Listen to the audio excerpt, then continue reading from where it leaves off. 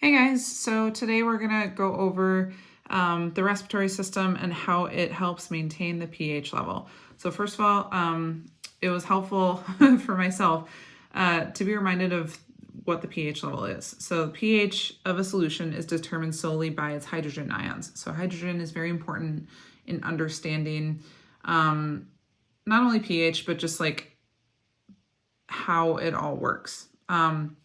So another couple things to keep in mind. Oxygen is mostly transported by hemoglobin found in red blood cells, and carbon dioxide is transported mainly by bicarbonate ions, which is that HCO3, and we see that later on in this equation. Another fun fact is blood has a pH level of 7.35 to 7.45. That is the average pH of blood. Okay, so we're gonna dive into our equation here. So this is sort of a sliding scale. It's a reversible action, so we'll head in this direction and then head back in this direction. But let's start with carbon dioxide over here. So carbon dioxide enters the blood and combines with water to form the carbonic acid, this middle guy here.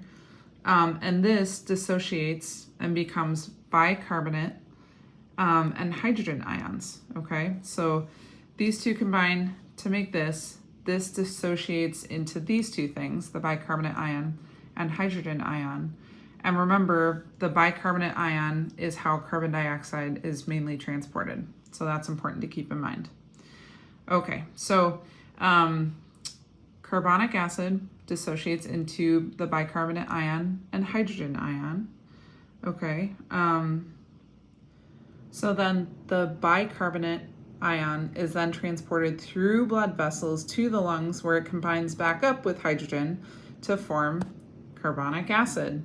And then the carbonic acid dissociates into carbon dioxide and water.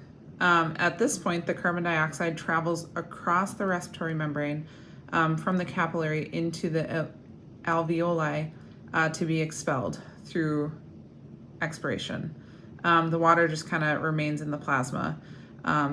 Because of that reaction now, the amount of CO2 in the blood directly influences the hydrogen ion levels in the blood, thus giving us our pH level. By facilitating the removal of CO2, carbon dioxide, this is how the respiratory system helps regulate blood pH. Because remember, it all comes back to it's determined by the hydrogen ions.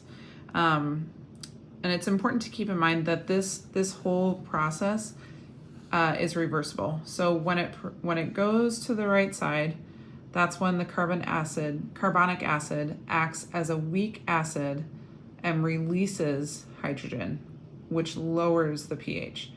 When the reaction proceeds to the left, heads back in this way, the bicarbonate acts as a weak base by binding hydrogen, removing the ions from solution and raising the pH.